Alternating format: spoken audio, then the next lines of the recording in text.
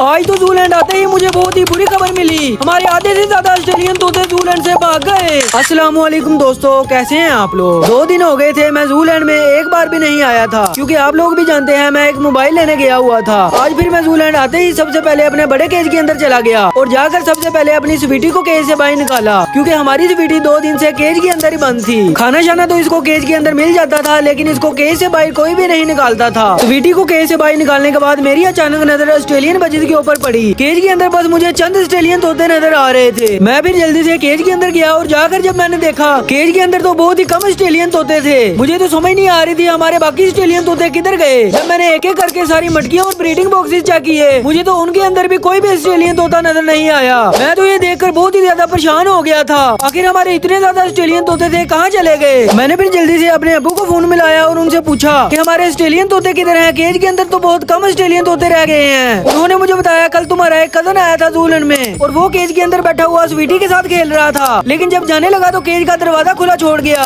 जिसकी वजह से तुम्हारे आधे से ज्यादा ऑस्ट्रेलियन तोते भाग गए। मैं तो ये सुनकर बहुत ही ज्यादा गुस्सा हो चुका था और दिल में सोच रहा था अब वो आएगा तो जूलैंड के अंदर मैं उसे काफी मारूंगा, क्योंकि ऑस्ट्रेलियन तोतों को आजाद करना बहुत ही ज्यादा गलत है। ये एक ऐसा परिंदा है जो केज के अंदर ही रहता है। अगर इसे केज से बाहर निकाल दो तो इसके ऊपर दूसरे बड़े परिंदे हमला कर देते हैं और ऑस्ट्रेलियन तोते को जान से मार देते हैं। आजकल तो मेरा नुकसान पे नुकसान ही हो रहा है। पहले बबली चली गई, उसके बाद रानी भी फोत हो गई और अब खबर मिली हमारे ऑस्ट्रेलियन तोते भी काफी ज्यादा उड़ गए। आज के लिए इतने, दुआओं में याद रखिएगा। तब तक के लिए अल्लाह हाफिज।